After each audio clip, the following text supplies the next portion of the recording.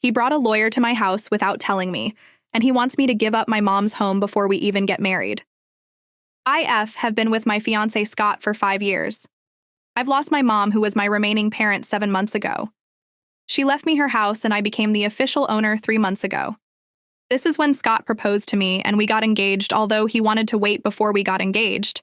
But he said that me owning a house now made him feel like we were ready to be married. Few days ago, he suggested that I add his name onto the title of the house, and he has been persistent about it. He explained that this step was necessary to ensure balance in our relationship and marriage, even though I never made him feel like he's inferior or something. Oh, and I make more money than him, by the way, so I don't get how adding his name onto the house title would change anything. But since he insisted, and since we've been together for a long time and we're engaged now, I decided to do it, but only after we get married. He disagreed and insisted we get it done before we get married. After a lot of back and forth on this, I told him to drop it and wait till after marriage. Well, yesterday I was surprised to see that he had brought a real estate lawyer to the house. And not only that, he said he has arranged for the legal process to start now. I was completely shocked because I never agreed to hire a lawyer, let alone bring him to the house. I immediately asked the lawyer to leave. He tried to speak, but I told him he needed to leave. Scott remained quiet till the lawyer left. Then he gave me a look and told me that what I did was selfish and disrespectful, not to the lawyer, but to him, and what we agreed on. I told him his pushing made reconsider the whole thing now, and he looked shocked and hurt, then stormed out. We continued fighting over the phone, and he didn't stop talking about how stubborn and selfish I have been lately. He said he was trying his best to provide a stable living situation for us before we get married, but I was being uncooperative. After that, he completely ignored my calls. Was I in the wrong for what I did? Update 1. After Scott stormed out and ignored my calls, I decided to just leave things for a bit. If he needed space, fine, whatever. I wasn't going to beg him to talk. The next few days, things stayed pretty quiet. He wasn't texting me, I wasn't texting him, and honestly, I was kind of enjoying the peace. But then Scott's sister, let's call her Emily, randomly messaged me on Instagram, which was weird because we've never been super close. She asked if we could meet for coffee. I figured maybe Scott sent her to smooth things over, so I said sure. When we met up, Emily started off casual, asking how I was and how wedding plans were going. Then she dropped the bomb. She straight up asked why I was being difficult about adding Scott's name to the house. I almost spit out my drink. I told her it wasn't about being difficult. It was about protecting what my mom left me. She rolled her eyes and said I was being dramatic because marriage is about sharing everything, and that Scott was just trying to build a future with me. I asked her if Scott put her up to this, and she swore he didn't, but honestly, it felt like she was reading from his script. I told her I wasn't comfortable doing anything until after we were married. She gave me this condescending smile and said, "Well, if you don't trust him now, why are you even marrying him?" That hit a nerve because it's not about trust. It's about him bulldozing through my boundaries. I told her that, and she just shrugged, saying, "Scott deserves security too, you know." I ended the conversation pretty quickly after that. When I got home, I saw Scott had finally texted me. But instead of an apology or an attempt to actually talk, it was some passive-aggressive message about how he hoped I had fun trashing him to his sister. I was like, are you kidding me? I didn't even bring him up. So I called him, and when he finally picked up, he started the conversation by saying he knew I was trying to turn everyone against him. He even said his mom made a comment about how controlling I was for refusing to put his name on the house. At that point, I lost it. I told him this was supposed to be a partnership, but he was acting like I was the villain for wanting to protect the one thing my mom left me. I reminded him that I wasn't against putting his name on the house after we were married, but he kept spinning it like I didn't trust him. He said I was blowing everything out of proportion, and when I brought up how he brought a lawyer to my house without my consent, he actually said, "I was just trying to get things moving. You're the one making this a big deal." That was it for me.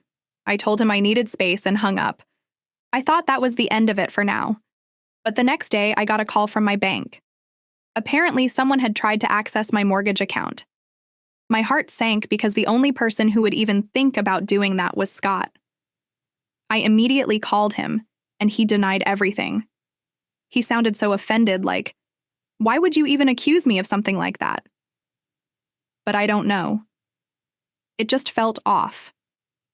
I ended up contacting the bank again, and they told me whoever it was had some of my personal information but not enough to get in. That freaked me out. I started going through all my files, and guess what? My mom's will, the house deed, and some other important documents were missing. I keep all that stuff in a fireproof box in my closet, and I know for a fact it was there a few weeks ago. The only people who've been in my house recently are me, Scott, and the real estate lawyer. I was shaking at this point. I didn't want to jump to conclusions, but who else could it have been? I called Scott again, and this time, I didn't even give him a chance to talk. I just asked him straight up if he took my documents. He swore up and down that he didn't, but I could hear the defensiveness in his voice. He started going off about how I was losing my mind and that this whole situation was making me paranoid. I told him I was serious and that if those documents didn't show up, I was going to the police. He laughed, like actually laughed, and said, "Good luck explaining to them why you think your fiancé is stealing from you." That night, I changed the locks on my doors. I didn't tell Scott. I didn't even tell my friends because honestly, I was embarrassed. But I didn't feel safe with him having access to my house anymore. The next day, Scott showed up while I was at work. My neighbor called me to let me know he was trying to get in and looked confused when his key didn't work.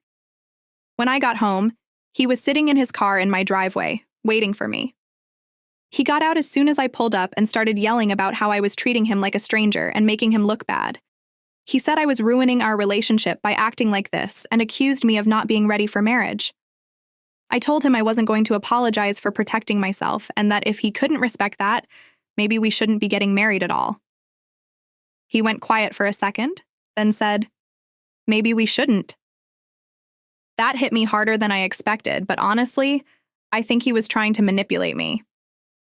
I told him to leave, and he actually said, "I'll leave when you give me what I deserve."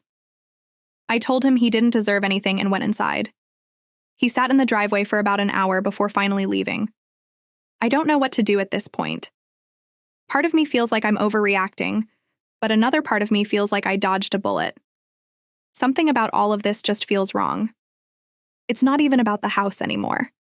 It's about how he's treating me, like I'm some obstacle he needs to get around instead of his partner. Am I crazy for thinking this whole situation is a massive red flag? Update. 2. After that whole mess in the driveway, things escalated faster than I expected. The next day, Scott didn't call or text me, which was fine because I wasn't planning to reach out either. But by the evening, Emily messaged me again. She asked if I was happy now that Scott was falling apart because of me. She said he was staying at her place, totally devastated, and that I had crushed his spirit. I didn't even reply. I'm so over people in his life acting like I'm the villain for not giving him what he wants.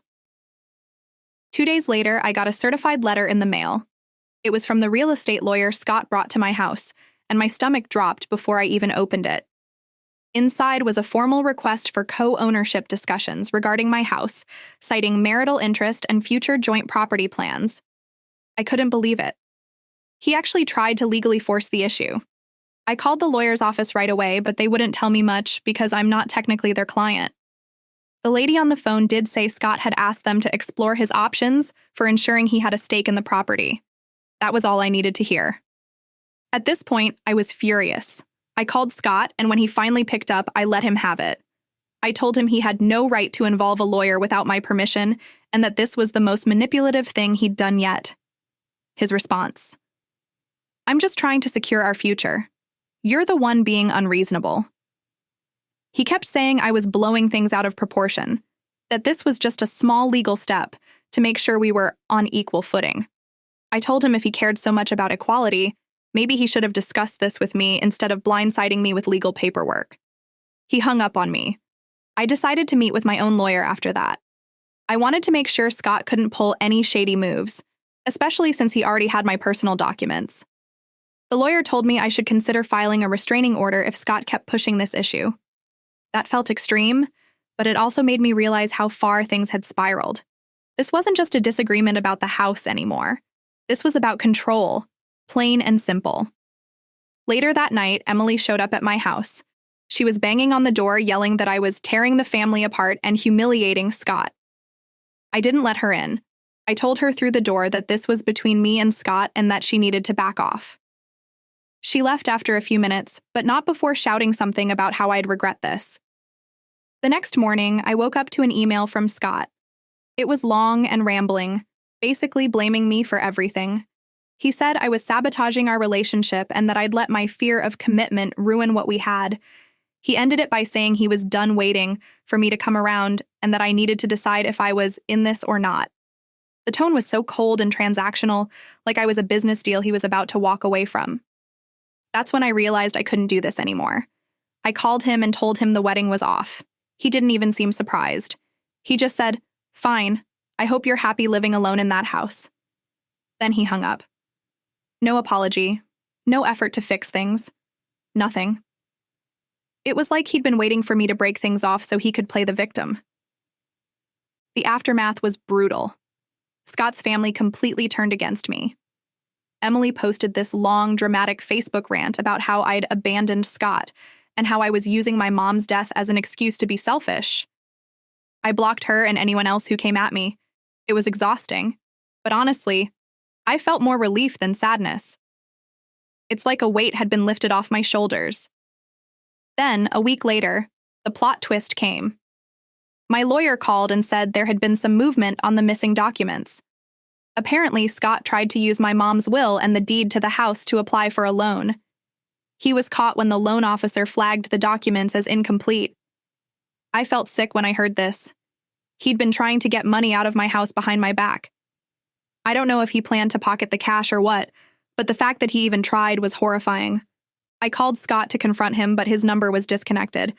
I guess he figured out I knew. The lawyer told me I could press charges if I wanted, but honestly, I just want to be done with him. I'm having the locks changed again, and I've moved all my important documents to a safe deposit box at the bank. Looking back, I feel like I dodged a massive bullet. I don't know what Scott's endgame was, but it clearly wasn't about building a future with me. It was about what he could take from me. I'll never let someone push me around like that again.